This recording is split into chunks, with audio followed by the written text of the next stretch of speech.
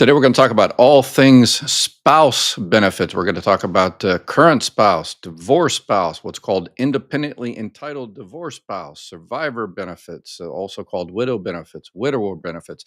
We're going to talk about all of that today. If you're new to my channel, my name is Ed Weir. I ran the third business Social Security office in the country, and I've taken a few 100,000 claims on all things spouse, survivor spouse, retirement, disability.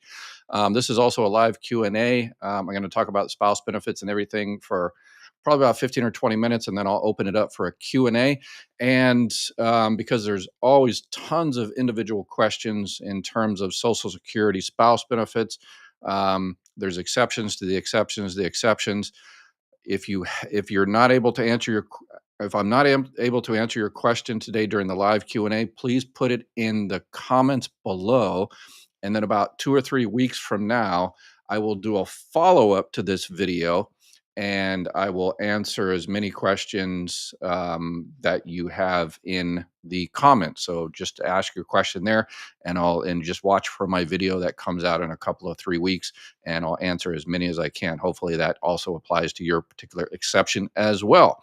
All right, let's get right into it.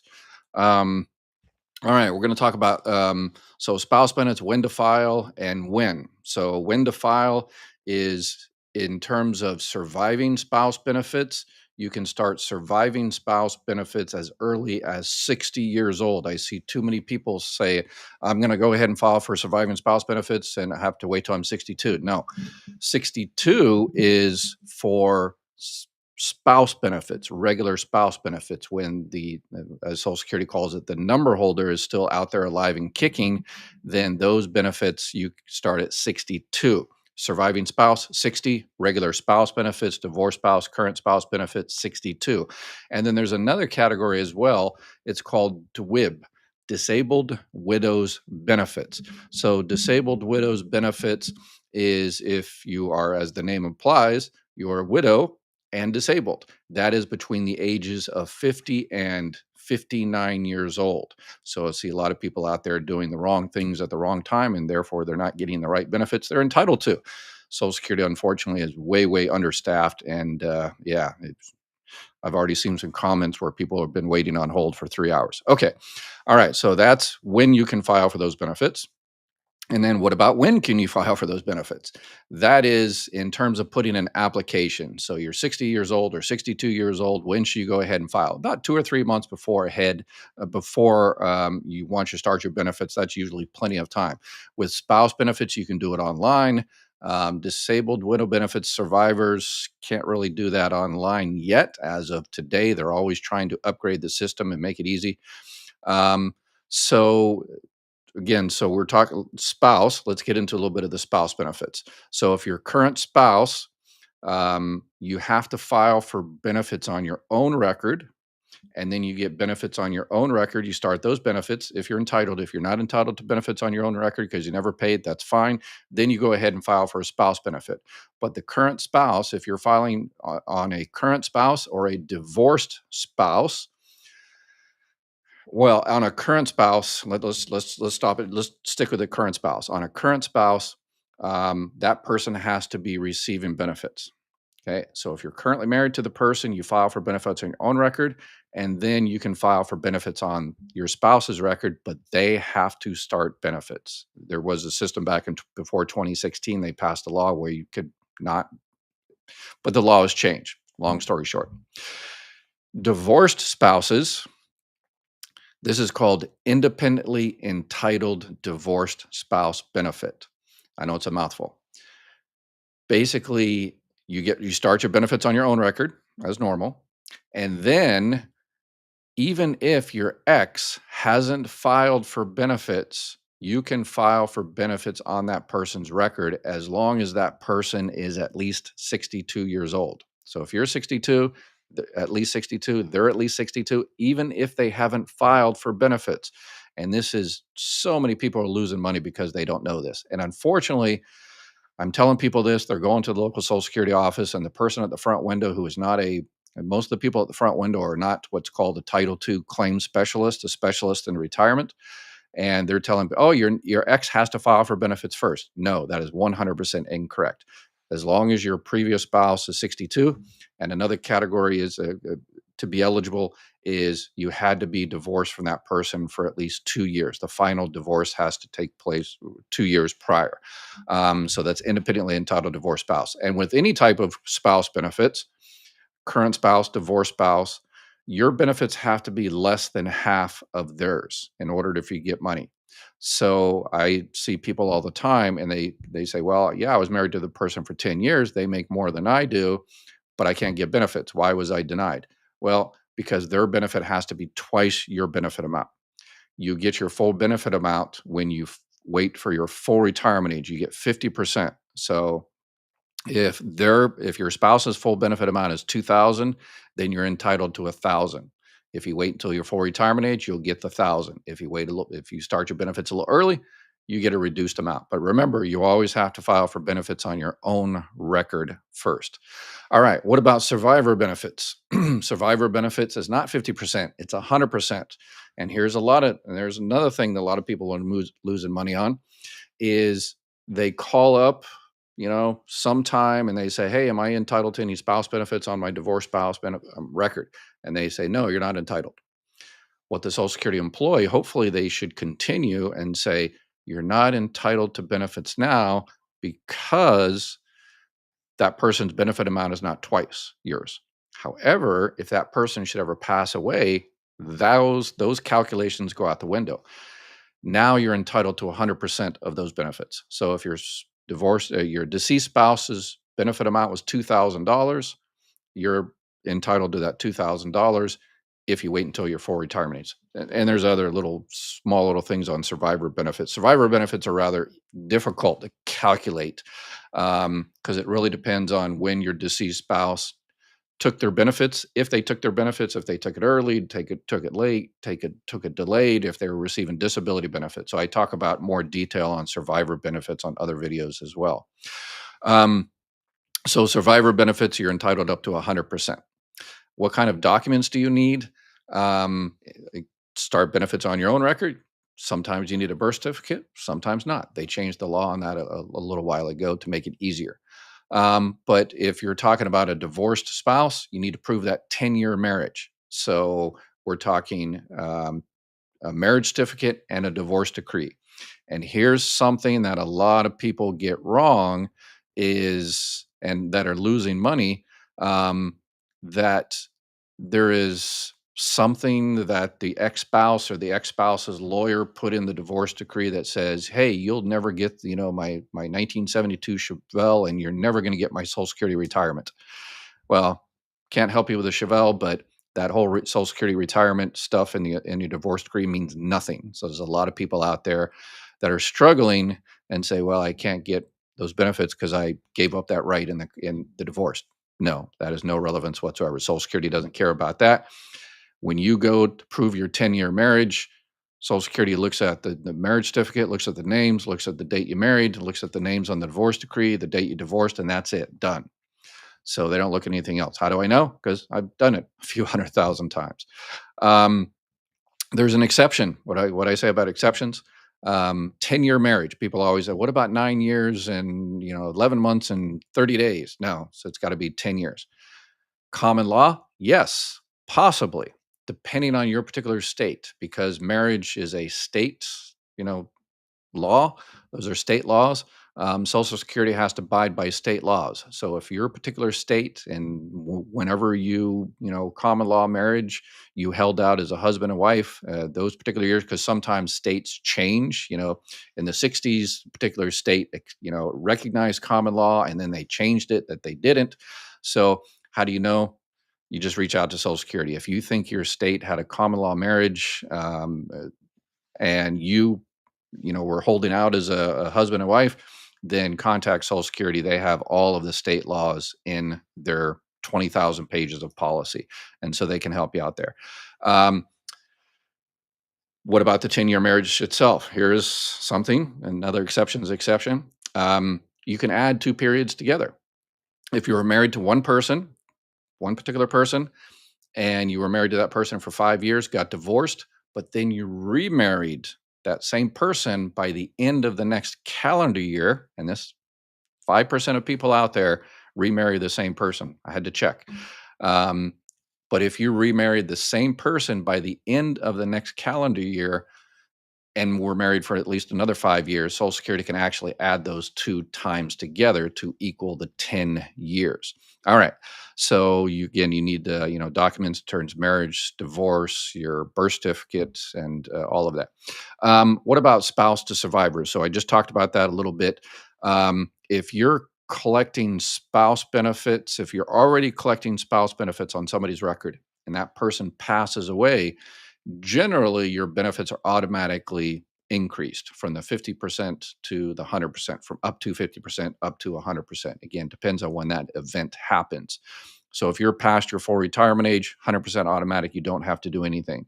I've gotten people on live Q&A and say, hey, I was receiving spouse benefits and all of a sudden my check doubled. And what happened? I said, well, it doesn't sound like you were in touch with your divorced spouse, but that person's passed away and it's automatically increased. If you're below your full retirement age, then Social Security should reach out to you and ask you whether you want to go ahead and take those benefits in terms of the reduced benefits. But all right, what about working? Working, as with everything else, you're limited. Once you start your benefits early, any type of early start of Social Security, retirement benefits, spouse benefits, survivor benefits, not disability, because there is no early for disability. Um, but in terms of spouse retirement, surviving spouse benefits, you're limited to the amount of money you can make. And next year, 2025, is $23,400.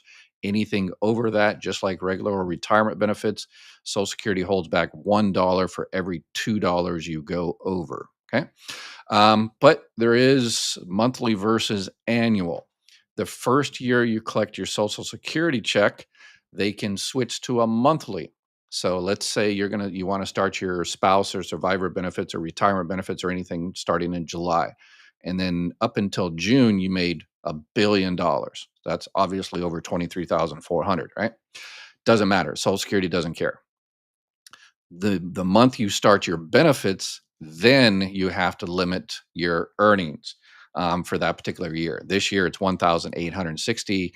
Next year it's about 1,950, I think it is for next year. It's basically 23,400 divided by 12. So you have to stay under the monthly limit starting the month you start your benefits, and you have to stay under that monthly limit for the rest of the year. And then the following year, then you have to stay under the annual limit. You cannot use that monthly limit again. You can only use that one time. Okay. And then there's protective filing. If this goes with almost anything in Social Security, retirement, disability, survivors, everything. If you call Social Security, like if you call right now and you're like that person in the live Q&A that had to wait 3 hours, and then they say, okay, yeah, we're booked up. You don't have an appointment till February. Then what happens is, because you called in, let's say, December, but you didn't get your appointment until February, you're protected for December because that's when you reach out to Social Security. So if you're reaching out to Social Security and you weren't able to talk, get in contact with them, or they delayed, or you had an emergency, you couldn't make the appointment or whatever, then you can ask them, hey, but I remember I originally called you 2 months ago, so I want my benefits to start 2 months ago. But with everything else, I play around with the numbers a little bit because if you start your benefits 2 months ago, then that's going to be early retirement and your benefits can be reduced a little bit, but you'll also get 2 months of checks. So you have to figure it out on your particular situation. What happens on Medicare? If you're receiving benefits from Social Security, retirement, survivor, spouse benefits, it doesn't matter, and you're approaching 65 years old, Medicare will automatically sign you up for Part A and Part B. If you are working and you have health insurance from work and your employer has 20 or more employees and you're happy with that health insurance and the company isn't making you sign up for, Part A or Part B or whatever, then you can actually refuse Part B. Next year, Part B is $185. So if you have health insurance from work, 20 or more employees, you do not have to sign up for Part B. You can just refuse it. And then when you stop working, stop receiving health insurance from that work, then you go ahead and sign up for Part B. There's just a couple of forms you need at that time to prove that you did have health insurance since you turned 65. And then you have to figure out what you're going to do because, Medicare Part A covers the hospitals, a lot of gaps there. Medicare Part B covers the doctors. There's a lot of gaps there. The big one is the 20% co-insurance. So if you get a $100,000 Band-Aid at your doctor's office, you have to pay $20,000 of that. So that's why people either get a Medicare supplement or a Medicare Advantage plan. If you watch my channel, I always recommend looking at Medicare supplements first, a Plan N, a Plan G, and then go down the line, check out Medicare Advantage, whatever is best for you. And if you need help, reach out to my partners there at Chapter Medicare. They're in the crazy season right now. The season ends December 7th, the annual enrollment period. But if you're new to Medicare, if you're just stopped work and you stopped receiving health insurance, you don't have to worry about the December 7th deadline. If you're new to Medicare, you're just turning 65 in January or February, then the December deadline is not relevant to you. So give them a call and they can help you find a Medicare supplement, a Medicare Advantage, whatever is best for you.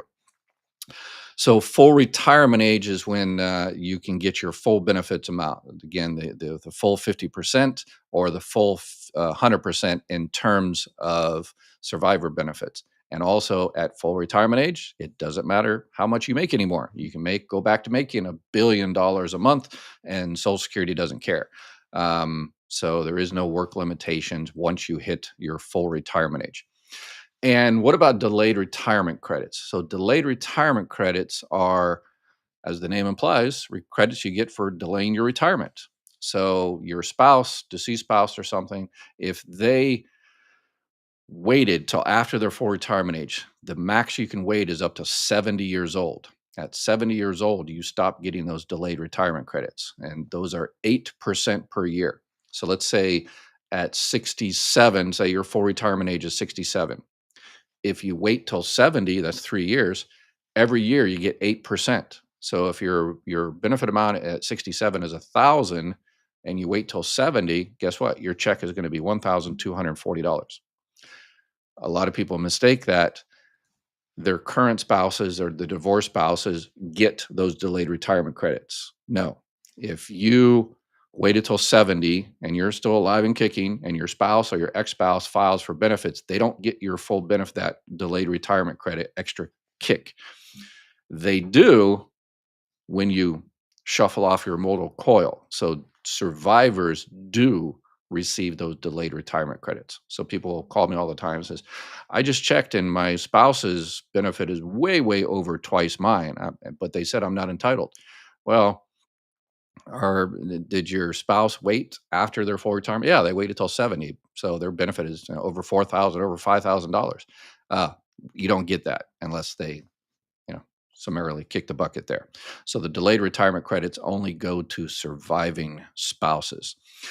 And here's another thing a lot of people missing money on is called WIB to RIB. So on survivor benefits, you do not have to file for benefits on your own record first. What you can do is you can file for survivor benefits, survivor benefits, as long as you met that 10 years. If it's divorce, if you were married to the person when they passed away, you only need to be married to that person for 9 months. And guess what? There's exceptions. If the person, if the marriage lasted less than that, but the death was an accident, or the person was active duty in the military, those are exceptions. But if you go ahead and start collecting those survivor benefits and you don't touch yours, your benefit will continue to increase and get those delayed retirement credits or, full retirement age. So you get your survivor benefits, let yours increase. And then when your benefits are, higher or the very max 70, don't wait till after 70, jump onto your own. This is called a WIB to RIB, widow's insurance benefits to retirement insurance benefits. And you can actually do it the other way too. So you can start your benefits on your own record early and wait for your surviving benefits to increase, and they'll increase all the way until your full retirement age. But there is, guess what? Another exception. And that other exception is if your deceased spouse took their benefits early, then there's called what's a widow's cap.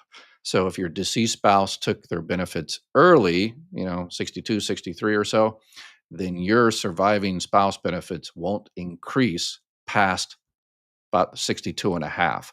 So if you're looking for survivor benefits and you're saying, hey, I'm going to wait till my survivor benefits max out at 100%, so which is at 67 for me.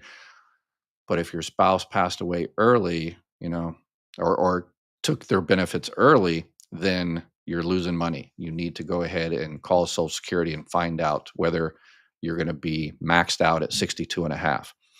Another strategy is called the split strategy. So if you're currently married and the lower earning spouse wants to go ahead and collect benefits, lower amount, they go ahead and collect benefits, early as possible, just to get those benefits started. Obviously, still work limitations, but they get it early as possible. And the higher earning spouses continue to work. They are continuing to work and they're going to file later. So you start your spouse benefits early, and then when the higher earning spouse starts their benefits, then you jump over onto that record and add those benefits on top of yours. And the fact that you started your retirement benefits early does not affect the amount you will get from the higher earning spouse. So that's called a split strategy. And exceptions to exceptions, and all of this. Like I said, let me go ahead and answer questions for about 20 minutes or so. And then if I didn't get your question, go ahead and put it into the comments below on YouTube there. And I will do a follow up in a couple, 3 weeks and answer as many as I possibly can. All right. Yeah, I've been on hold for 6 hours at a time. Yeah, that's the person I was talking about. Yeah, so unfortunately, you just get through. And the fact that Social Security just switched to appointments only, the phone is going to be even worse. I think it was a bad decision, but they don't want to listen. I guess they don't want to listen to somebody that ran the third business office in the country and is no longer worried about ruffling feathers because I'm no longer an employee. So there's that. Missed payment, first payment, and no explanation. Been on Social Security one day till it hung up. Today, twice the phone did not ring on third. What a waste. Yeah, missed payment first. So you missed your first payment.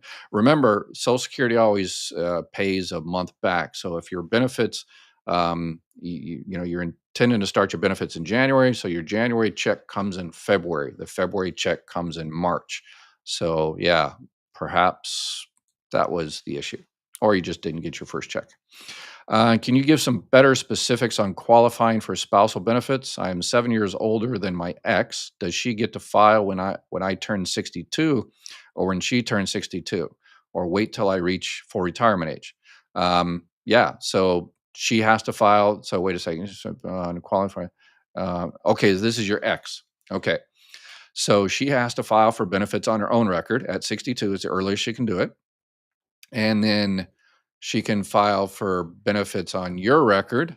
Um, but you're 7 years older, so I guess that's good there. You're at least 62. Even if you're not receiving benefits, again, that's that independently entitled divorce spouse benefit. So she files for benefits on her own record first, and then files for benefits on your record. If your full benefit amount is twice her full benefit amount. Does COLA apply to both SSDI and survivor benefits? COLA applies to everybody. When they come out with the numbers, Social Security computer system multiplies 2.5% times 76 million people getting, so everybody gets it.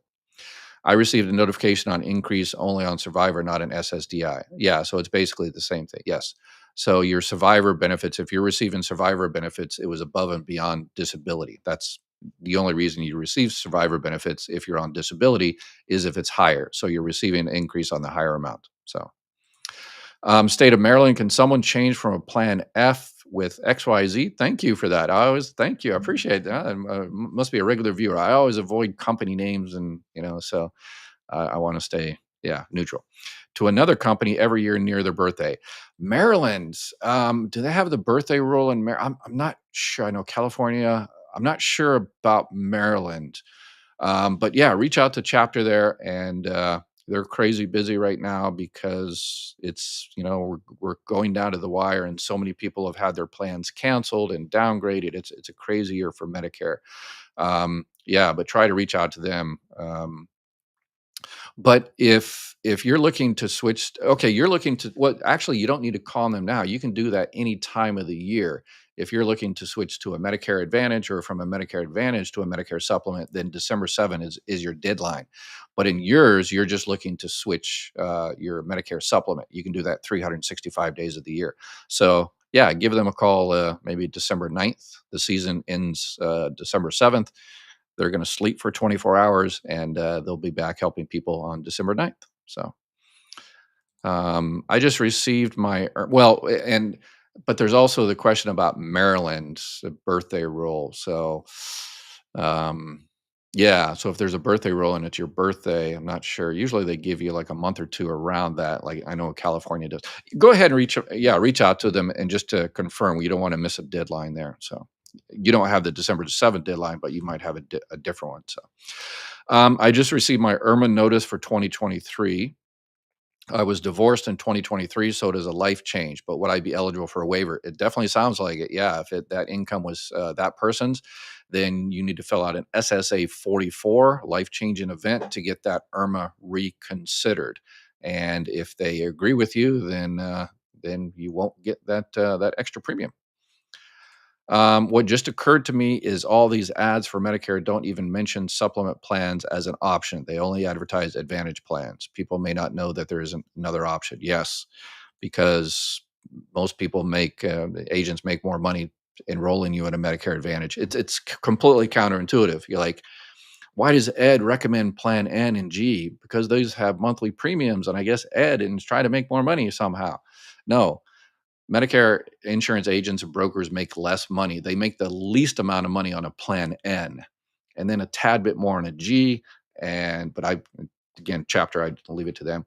And then a lot more money on Medicare Advantage, even those other zero premium plans. You're like, zero premium plan, so that's yeah, it's counterintuitive. The whole thing is crazy. So, but yes, Plan N, check out that first. Plan G, and then go down the line. Please check out your options.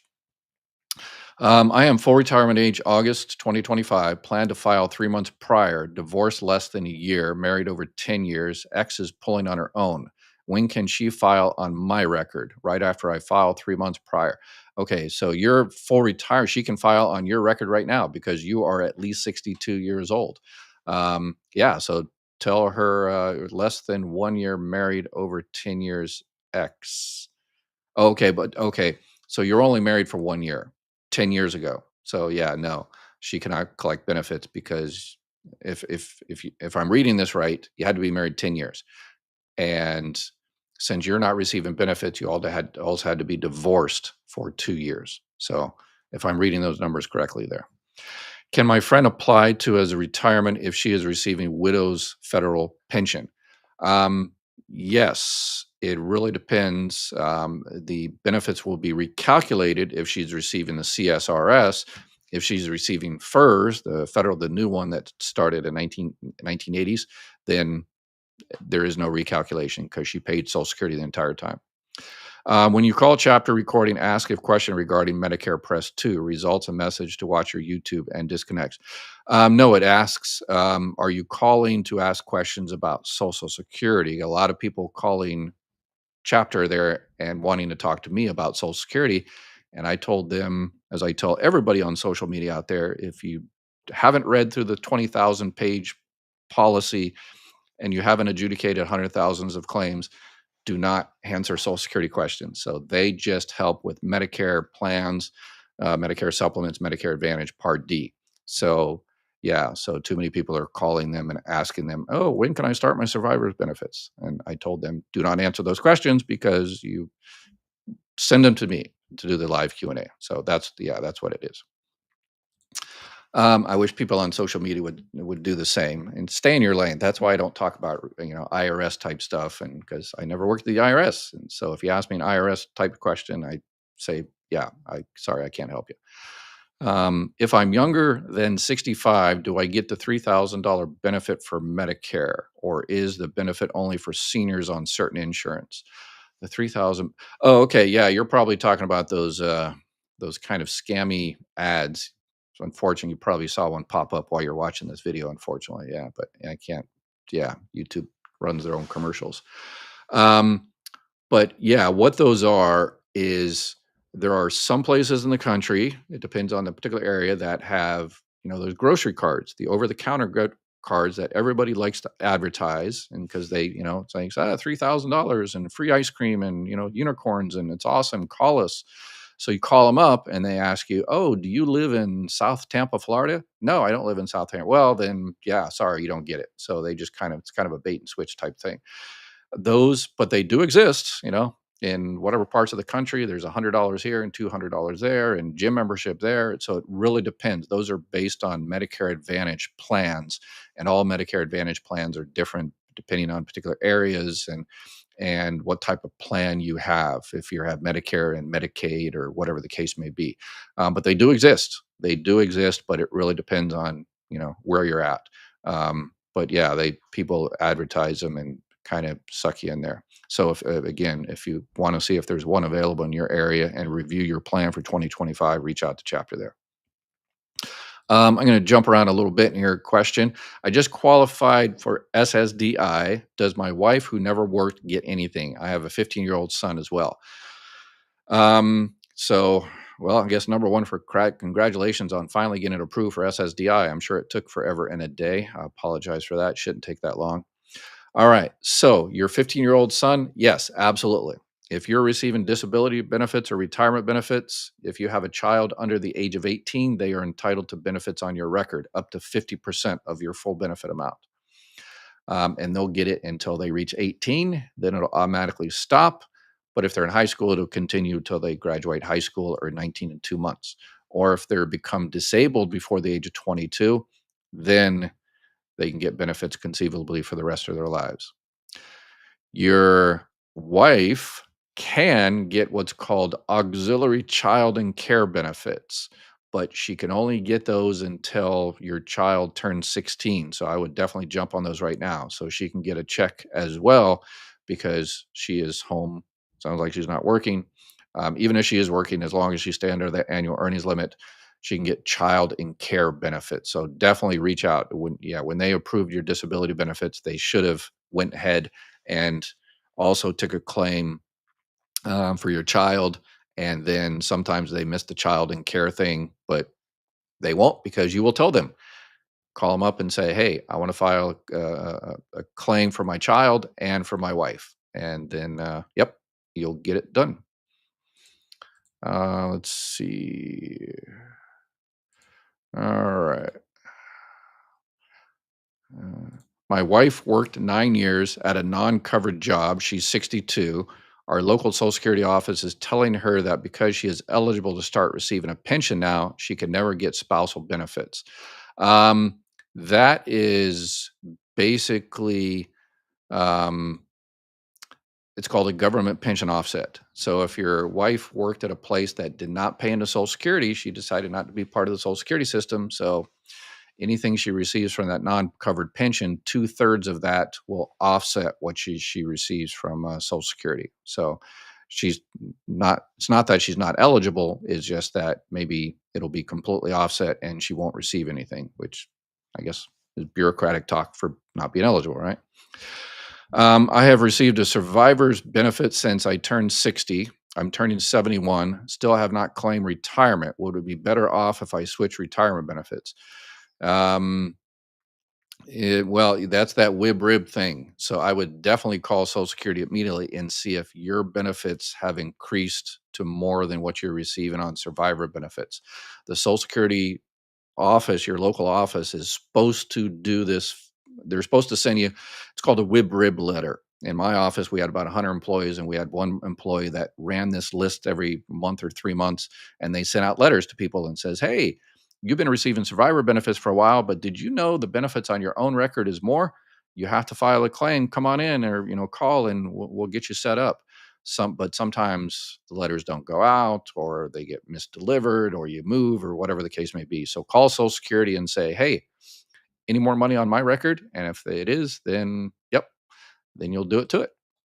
Champion that Dr. Weir research found is 100% good reviews for agents and brokers. That chapter, yes, really good reviews on them so far. I think my son and I looked all over the country for a group to help you all out, and I think we knocked it out of the park. So but I'm keeping an eye on them, making sure they do you right. So, but they're doing an awesome job. I just qualify out. Okay, they already answered that one. My children are receiving Social Security benefits as minors under my husband's retirement benefits. Yep, perfect. They have also been diagnosed with autism. Will they qualify for additional benefits beyond that? Um, if they became disabled before the age of 22, and autism is usually in that type of situation, then you need to go ahead and start switching them around they turn 18. Before they turn 18, go ahead and file for what's called the disabled adult child benefits. And they'll switch you because, the benefits for the children will automatically stop at 18. So you want those to convert to disabled child benefits. So, and then if they determine to be disabled, and Social Security defines disability as the inability to work, then they'll get benefits essentially for the rest of their lives if they continue to be disabled. Let me see. When a person takes their widow pension at 60, do or will that affect their amount of FRA when they turn 67 or not? Um, if you take your widow's benefits, widower benefits, surviving spouse benefits, all basically the same at 60, and you continue to receive those benefits, then your benefits won't increase at to 60, at the to the full amount at 67. Your own benefits on your own record, your own retirement benefits, if you didn't touch those will continue to increase. Yes. Uh, da, da, da. If wife waits till 70, we thought we could get spousal until she draws non-covered pension. We thought if wife waits till 70, we thought she could get spousal until she draws non-covered. Well, yeah, that's one of the kind of tricks. If you're receiving one of those non-covered pensions, it doesn't offset until you actually start receiving those. All right. Oh, let's make sure you have the live chat setting on all messages. The default is top messages and leaves out some. Oh, okay. I just adjusted it because we're getting. Oh, okay. All right. Thanks for it. I'll go back here and reset it. Thank you. Guys are awesome. You helping me out with this whole YouTube thing, which I'm kind of getting better, but not there yet. So thank you for the information. Appreciate it. I'll go back there and set it for tomorrow. I'll be back tomorrow if I didn't get your question today. Here in Virginia, I have Medicaid, Medicare. They enroll me in the cheapest Plan D. Yep, that's what they do. I see there are better Plan D policies. It has a premium which is going up in 2025. Should I select a plan? Yeah, it really depends on your particular situation. You're also probably depends if you have the higher levels of Medicaid, you might be eligible for a Medicare Advantage dual eligible plan. And usually, as you see, I always recommend Medicare supplement. But if you have Medicaid, Medicare Advantage dual eligible. If you can get one of those, it's awesome. It'd be a lot better for you. It depends on what's available in your area, obviously. And those include Part D in there, and those are the ones that, again, if it's available in your area, those are the ones that have those grocery cards and stuff. So definitely, reach out to Chapter, and they'll see what is available in your neck of the woods. Make sure you check your work. Make sure. Okay. Yes. Yes. Yes. Thank you. There are three for whatever. Um, I think I should mention this every time I do a video. Check your earnings record. Make a Social Security account. SSA.gov. My Social Security. Go in there and confirm all the money you paid into Social Security is correct. That's how they determine how much your retirement benefits is, your survivor benefits, spouse benefits, disability. So if there's a mistake there, you need to correct it. So, if my entitlement is 300 a month and my spouse is 3,000 a month, how much could I draw on his?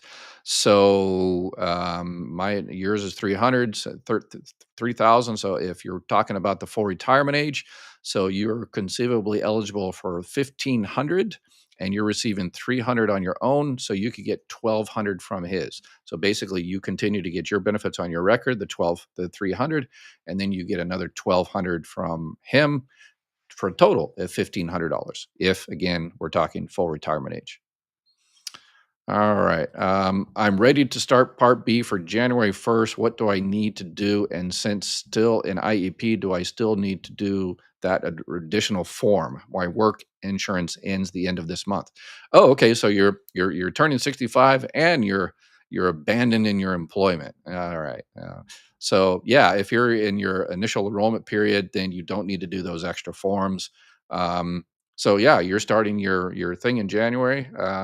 So you need to find a plan, Medicare supplement, Medicare Advantage, Part D, and all the rest of it, to go with that, the Part B. You already have Part A, and then you know, the Part B will, if you're receiving your monthly benefits, your Part B will be taken out of your Social Security check directly. That's $185.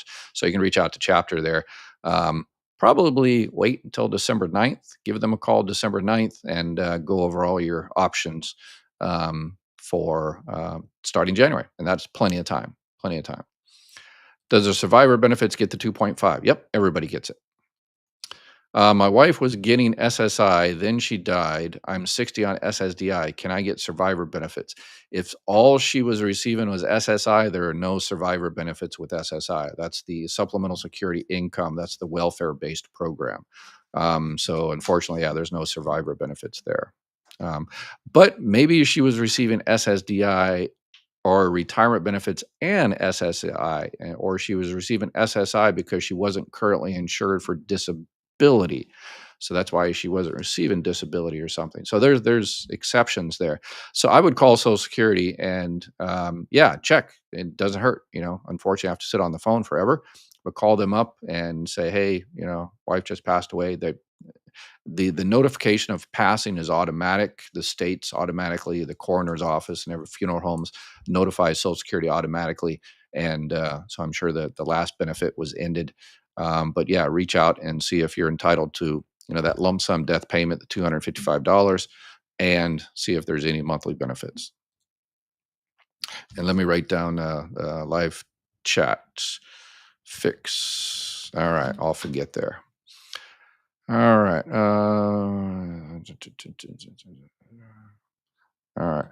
Have Medicare Advantage and being dropped for a new policy as my deadline is December 6th, or do I have to end of the year? Been looking at difficult getting info now. Ask everyone for very busy. Yeah, it's the crazy. There's so many people. Yeah, they everybody needs more Medicare insurance agents, brokers out there to help, and particularly during this season. Um, But check if your plan was dropped, you should have received a letter. And on the letter, it tells you exactly. Sometimes the companies give you a little break or something, but eh, sometimes they say, well, we're going to drop you, but you're good until January, whatever. But what I've seen with things like that is, then you go into the doctor's office January 15th, and then the person says, yeah, this plan is canceled, and they send you a bill and stuff, but they don't realize, yeah, it's been canceled, but they kept it for a few more weeks, and it turns into a big nightmare. So it's always good to just go ahead and find yourself a new plan. And because your plan was canceled, you now have guaranteed issue rights. So on the bottom of the letter, it says, bye, you're canceled, but now you have guaranteed issue right. You can get a plan F if you were eligible for Medicare before January 1st, 2020, or you can get a plan G and there's no health underwriting whatsoever. So some people were like, yes, please cancel me. I can't wait to be canceled so I can go back to original Medicare and get a Medicare supplement. So what Medicare supplement plans do you recommend? Plan N and then a Plan G. In terms of companies, it really depends on your particular area. You need to do two things in terms of Medicare supplement, whether it's N or a G or whatever, because they're all the same. A G is a G is a G. It doesn't matter what company it is. But the monthly premium and what that company looks to be doing in the future. Some plans will get you in, cheap, at the first year and stuff, and then they'll jack up the prices, really high. So I would go with like a national company that has a track record, and Chapter can tell you what kind of track record of increases over the years for particular companies. But East Texas Firefighters Plan G. I'd probably stay away from a small one like that because they might be $10 a month. You're like, wow, saved $100. Yeah, but then not so much. All right. So let's see here. How does a spouse to spouse deeming work? I just became eligible for SSI, SSDI. She is not eligible but receives retirement of 1225. Unearned also earns part-time 900. Will I receive SSI? Okay, yeah, it sounds like you're already receiving SSI. SSI is the welfare-based program, and it sounds like your SSDI was lower than the $943, and that's why you got some SSI. Um, so yeah, I'm not exactly sure about the other part of the questions there, what you're asking. If I die first and I haven't taken my Social Security, but my wife took her Social Security early and is less, will she be able to get survivor benefits or the higher of the two? Yeah, basically, those are survivor benefits. She'll get the higher of the two. So she won't get both. She'll get one minus the other, one offsets the other. So if she waits till her full retirement age to start those benefits, she'll get 100% of what your full benefit amount was. So. Oh, donated $5 yesterday, but did not show up. Thank you. Thank you very much. Yeah, I saw that yesterday. I think I clicked off before I was able to recognize you. Thank you so much for the support. You are awesome. Thank you. My friends keep telling me to check into extra help. How can I when you cannot get the SSA on the phone? Yeah, yeah. Um, that's the extra help with prescription drugs. You can actually there's was it 1099 SSA 1099 I think is a form, but you can go online. I think they do it online now. It's like a super super super easy form. I've done hundreds of thousands of those, and you get the extra help with prescription drugs. And then there's another thing that's starting next year as well. It's called smoothing. It's basically because next year the max out of pocket for prescription drugs is $2,000. But let's say you have a very expensive drug and then, you're like, wow, the $2,000 max, that's awesome. But, I meet that in January. So I have to pay $2,000 in January, just January alone. Um, if that happens, then you can contact your Medicare Advantage plan or your Part D plan or wherever and say, smooth me. And it's basically what they'll do is instead of paying the $2,000 in 1 month, they will make it like an equal payments over 12 months. So you just have to pay a little bit every month for 12 months. So that's a brand new thing that starts January 1st. So I think that's pretty awesome. So all right, let's see here. I'm just at random. How long does Social Security take to correct wages? Employer reported 17,000 less income. I have supplied correct W-2 to them. Will it make a lot of difference to my Social Security payments? It shouldn't take them too long. If you've got W-2 corrected one like that and you provide it to it, well, Social Security is understaffed. We're staffing in 50 years, so now everything takes time because politicians don't want anyway. Anyway, but yeah, it shouldn't take that long, but regardless of how long it takes, I know you want it to be done sooner. Once they get to it, takes 2 days to process. So, overnight process. But if you've been receiving benefits for like, let's say 2 years and they process it, then if that increased your benefits by a dollar or $5 or $20, then they will give you all of that money back for the previous year or 2 years or whatever, how long you were receiving benefits. So yeah, that's and there was another follow-up will it make a difference? So that really depends. Social Security, if you were talking about retirement benefits, your benefits are based on your high 35 years of earnings. So if you made, $150,000 for 34 years, that 17,000 is probably not going to make any difference whatsoever. It really depends on how much. So, all right.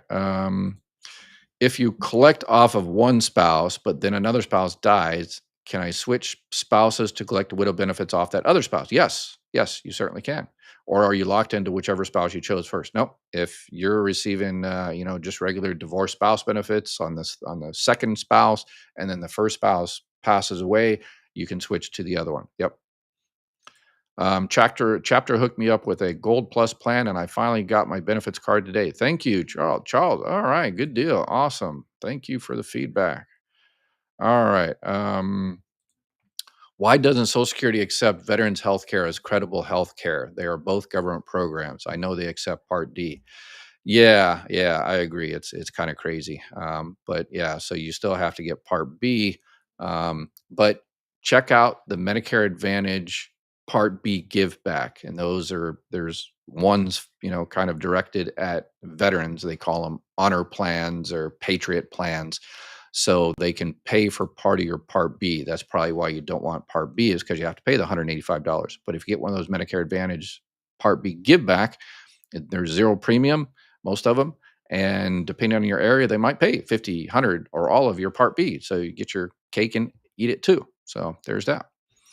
All right. I'm going to be cutting it a little bit short today, but remember, on all things spouse benefits, please ask your questions in the description, and I'll make another video in a couple 3 weeks. If I didn't get your question today, I apologize. I've got something I got to run to today. I usually do these at an hour perfect, but unfortunately, I'm cutting a little bit short today. But I'll be back tomorrow and cut and paste